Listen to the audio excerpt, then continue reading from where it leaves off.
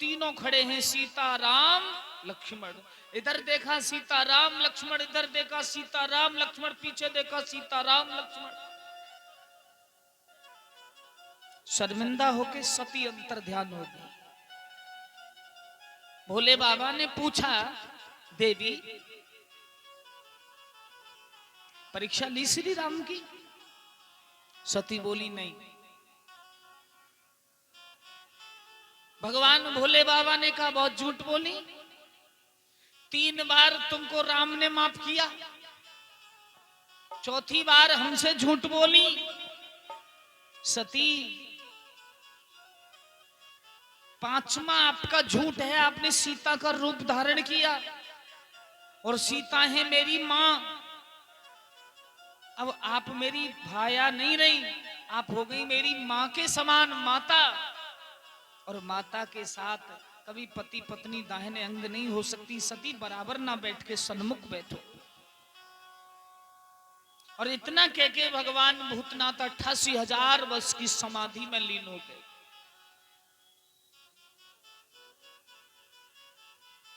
सती सोचने लगी, शरीर को कहां त्यागूं? जब शरीर त्यागूंगी तभी तो दूसरा शरीर मिलेगा। भक्तजनों, 88,000 वर्ष के बाद समाधि टूटी और उधर कनखल क्षेत्र में जो राजा दक्ष है, ब्रह्मा का पुत्र प्रजापति, उसने एक महायज्ञ की रचना की और सती दक्ष की ही तो पुत्री थी। प्रसूति की कोख से अवतार हुआ। उस यज्ञ में सबको निमंत्रण गया, लेकिन भोले बाबा को निमंत्रण नहीं गया। वो निमंत्रण क्यों नहीं गया?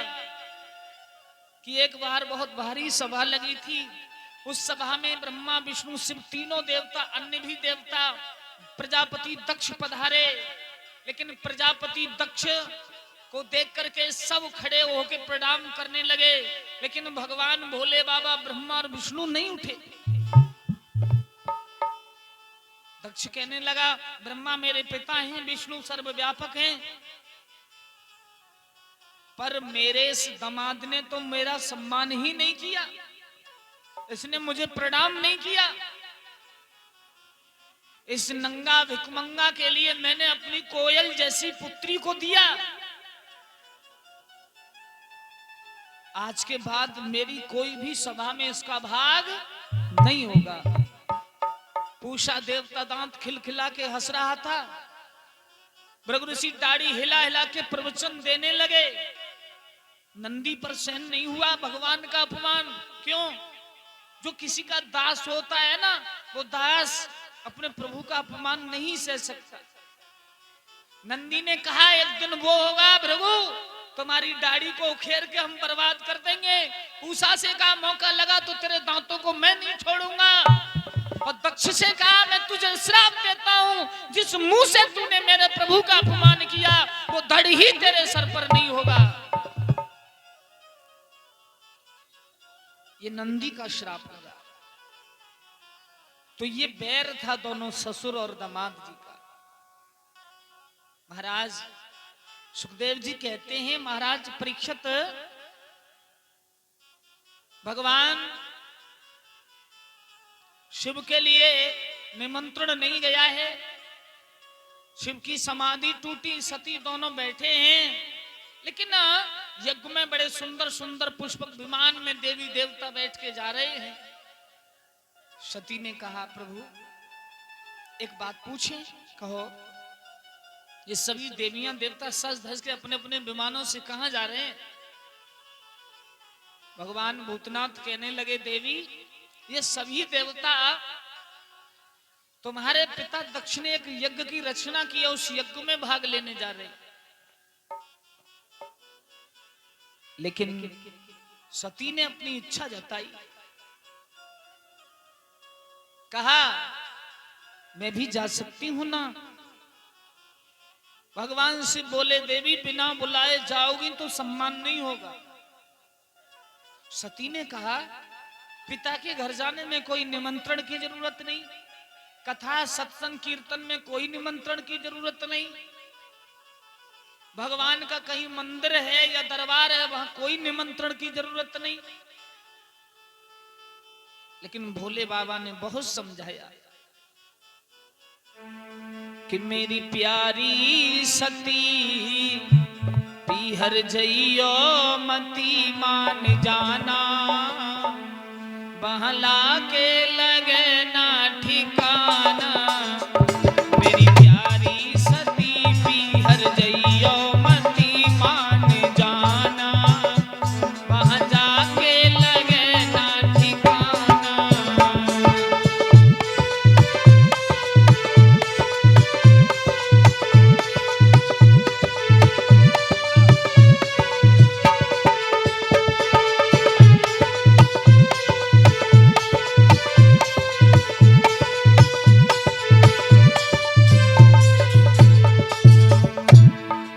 सती ने कहा प्रभु अगर मैं पिता के घर बिना बुलाए भी जाती हूं तो कोई दुख की बात नहीं।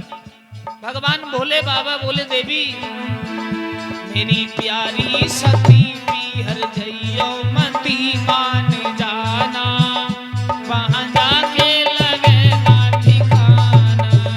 मेरी प्यारी सती पीहर जइयो मती मान जाना, वहां जाके लगे ना ठिकाना।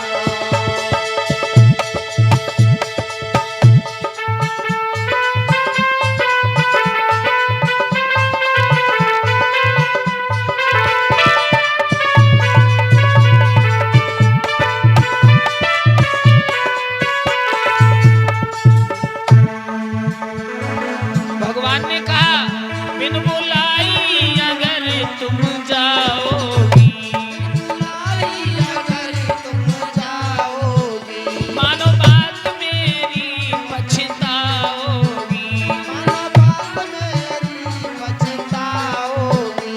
कभी रंजो फिकर मानो मेरी जिकर मान जाना, वहां जाके लगे ना ठिकाना। मेरी प्यारी सती पीहर जइयो मती मान जाना, वहां जाके लगे ना ठिकाना।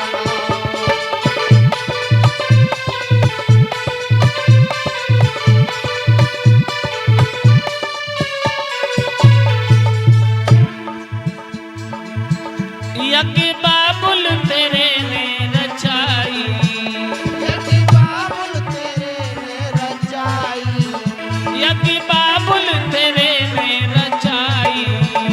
यज्ञ बाबुल तेरे ने रचाई। नहीं चिट्ठिया मुझे भिजवाई, नई चिट्ठिया मुझे भिजवाई। एतबार मेरा कर तजियो रंजो फिकर ना भुलाना, वहां जाके लगे ना ठिकाना। मेरी प्यारी सती पीहर जइयो मती मान जाना, वहां जाके लगे ना ठिकाना।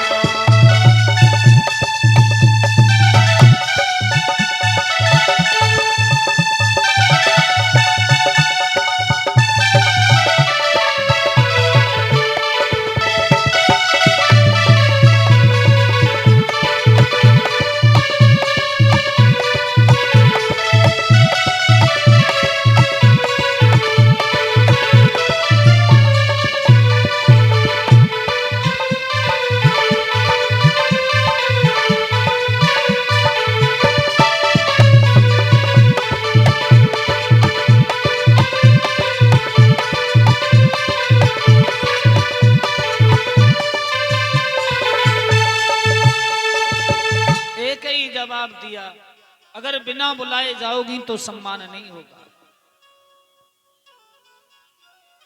सती जब हट घर गई तो नादिया कहने लगा कोई बात नहीं प्रभु, अरे हमें भी इनके सहारे से कुछ ना कुछ दावत में मिल जाए वो खाए को। बड़े प्रेम से नादिया को भगवान भोले बाबा ने कहा तो ठीक है चले जाओ। नादिया पर विराजमान हुई। सती जब गई तो यज्ञ चल रहा था सबसे पहले उस यज्ञ कुंड पर पहुंची। जैसे सुबह को अपने यहां जो रोजाना यज्ञ चलता है, भक्तजनों जैसे यज्ञ कुंड पर पहुंची हैं तो यज्ञ पर जाकर के प्रभु का कोई भी दर्जा, कोई भी जगह नहीं। और जब मेरे हरि का कोई स्थान नहीं, प्रभु का कोई स्थान नहीं, तो सती का दिमाग चक्कर में आ गया। दक्ष ने कहा तुम आ गई, तुम्हारा वो पति भिखमंगा तो नहीं आया है? सती ने कहा माता और पिता में कोई झगड़ा हो गया होगा, इसलिए अपशब्द बोल रहे। मां के पास गई तो मां ने कहा कलंकिनी तू आ गई, मेरी सभा को कलंकित करने के लिए वो तेरा पति सात नंगा तो नहीं आया? मां के शब्दों को भी उन्होंने टाल दिया। कुछ आगे बढ़ी तो उसकी जो और बहनाएं, जो 16 बहनाएं थी, कुछ अन्य बहनाएं बैठी हैं तो हंसने लगी तारी मार के, देखो सती आ रही, जगदम्बा आ रही है। एक बोली इनके घर में है का, दूसरी बोली जब ढूंढी नादिये पे बैठी आई, तीसरी बोली भीख मांग मांग के गुजारा होता है, भिखमंगा है, न मकान है, न दुकान है, न चूल्हा है, न चाकी है।